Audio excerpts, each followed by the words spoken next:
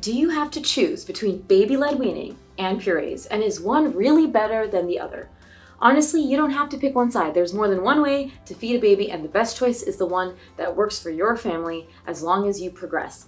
I'm Dr. Mona Amin, a board-certified pediatrician and mom, and this is the first video in my feeding series to help you feel calm, confident, and informed about starting solids. And hey, if you find this video helpful, make sure to hit that subscribe button so you don't miss the rest of this series. Let's get into it.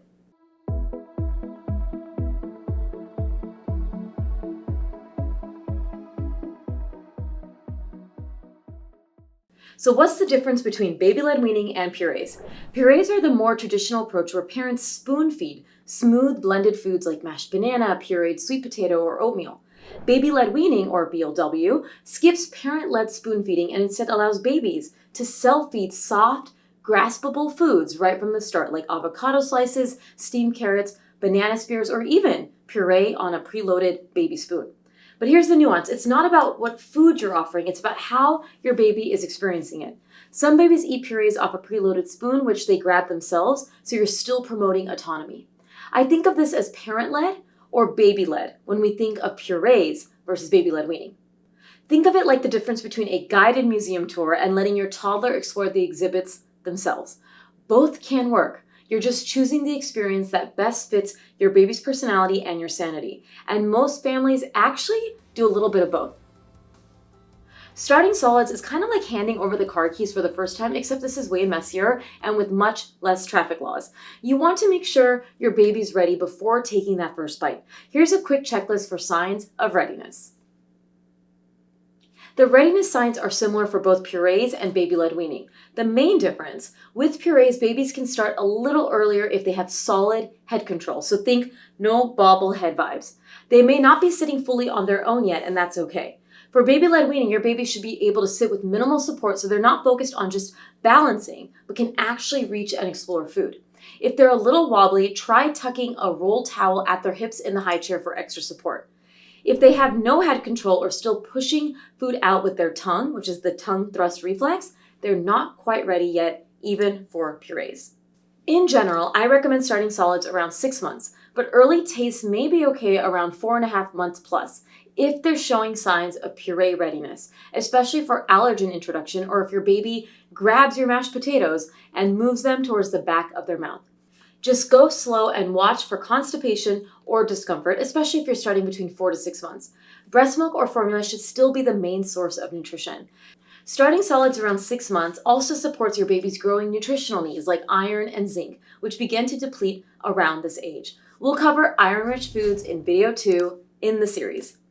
I go into all of this information in way more detail in my Introduction to Solids workshop, especially how to introduce allergens safely and progress textures. You can find the link below, and if you're enjoying this breakdown so far, hit that like button to let me know.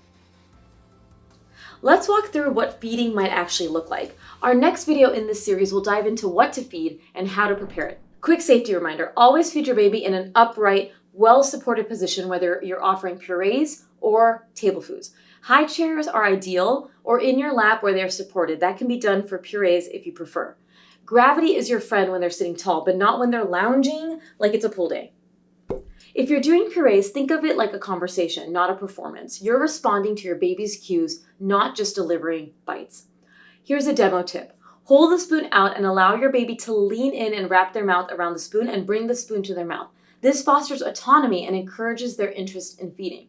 Watch outs. If they turn away, close their mouth, or seem uninterested, that's your sign to pause.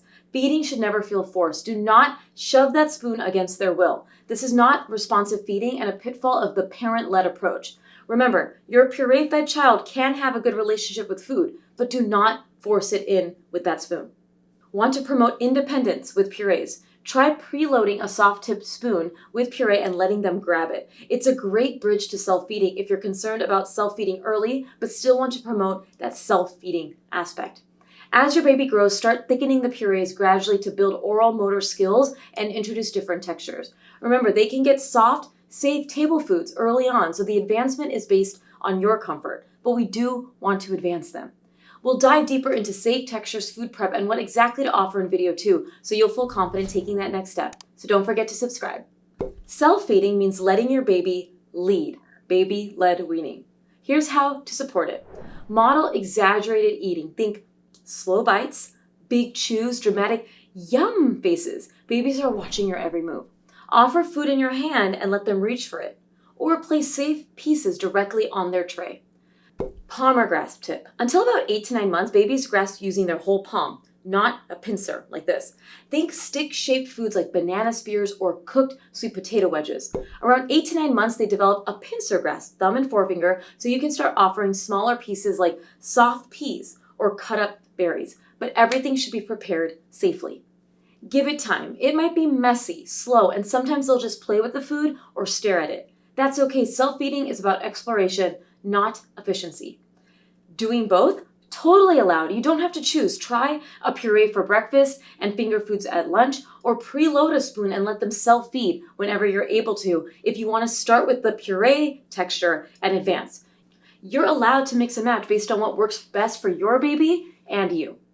Now let's debunk some common myths. Myth 1, you have to choose one method. Spoon-fed purees or baby-led weaning. Reality, mixed methods are totally safe and more realistic for many families. We did purees first, where we spoon-fed around 4.5 to 5 months, and then moved to baby-led weaning style or self-feeding around 6 to 6.5 months. Myth 2, if you don't do baby-led weaning, your baby will be picky. Nope.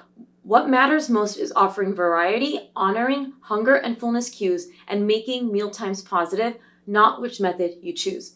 It is very important to advance textures, definitely by 8 to 9 months. So don't stick on that purees because you're scared of table foods. You need to advance your child, and if you are concerned about advancing, speak to your pediatrician or speak to a feeding therapist if you feel like there are concerns with your child advancing to the next texture. And if you're into evidence-based, judgment-free tips like these, make sure you're subscribed. There's so much more coming to help you through this stage. Another myth, purees delay development. Only if you never move on from them. Think of purees like baby training wheels. You don't keep them on forever, but they help your baby get started if you want to start with that. Another myth, baby-led weaning increases choking risk. Studies show no increased choking risk with baby-led weaning when done properly. The key here is knowing signs of readiness and sitting your child for meals and knowing the signs of gagging versus choking. Gagging is common, and we will go over this in the 3rd video of this series. As a mom who's gone through feeding my own babies and has given guidance to so many families, here's what's helped me. Start slow and follow your baby's cues. Every baby is different, and that's okay. Some will dive right in, while others might take their time. My son took to self-feeding at 6 months like a pro. My daughter, she gagged a lot and even vomited. We didn't advance as quickly for her, and now they're both amazing eaters. So she got purees up until about 6.5 months, which was us spoon feeding her. We did a little bit of exposure to help reduce that gag reflex, which I will get into in future videos. But they're good eaters because we exposed them to variety. We didn't stop exposing them to variety. We advanced their palate and textures as tolerated, and we also don't pressure them to finish their plate or finish a meal. To be honest, I'd even say my daughter is even more adventurous, even though she did purees for a bit longer. And if your friend's baby is gnawing on steak strips while yours is just licking a spoon, remember that's okay. Babies don't all read the same handbook. Your baby's pace is the right pace. My 3rd video in this series will dive into when to really be concerned about feeding in that first year. The next really important tip, make family meals part of the learning. Let your babies see you eat. That's how they learn what meal times look like. Food exposure doesn't begin at the dining table. Let them watch you cook. Take them to the grocery store if you're able to. Let them smell the food. The next tip was hard for me. Expect mess. You might be cleaning sweet potato off the ceiling, the high chair, your face, but that's all part of the adventure. Embrace the chaos. It's the baby's way of learning. If your baby is averse to the mess, explore with sensory play outside of meal times. Hello, sensory paint. That can get them more comfortable with the process of eating, getting their hands dirty, getting their hands messy when they're actually at the dining table. My next tip, having a daughter who gagged a lot, gagging is normal. It's a normal part of learning how to eat. Choking, on the other hand, is not, and that's why supervision and safe food prep are so important. Our 3rd video in this series will dive into that.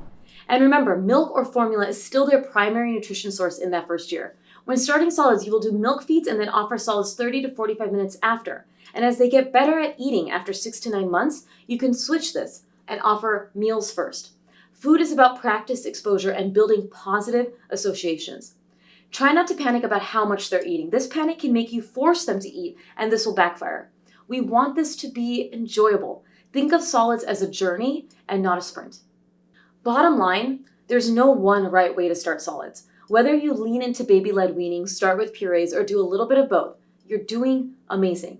What matters most is that feeding feels safe, supported, and responsive to your baby's needs. If they're doing baby-led weaning versus purees, this is important to create a healthy relationship with food. Still feeling nervous? That's totally normal. Grab my free handout on signs of readiness for starting solids below, and don't forget to check out my full Introduction to Solids workshop. I'll walk you through all the key steps, including allergens, safety, and real-life feeding routines. And if you like this video, give it a thumbs up. It really helps others find it and helps this channel grow. And if you haven't already, subscribe so you don't miss part 2, where we'll talk about the best first foods to offer your baby, how to prepare them safely, sample feeding schedules, and how to set realistic expectations during those early weeks of solids. And part 3, where we troubleshoot common issues like gagging and a kiddo who just stares at food. Remember, new videos drop weekly, and I'll be here to support you every step of the way. Drop a comment, and my team of medical professionals are always here to help. I'm Dr. Mona, and I'll chat with you all next time.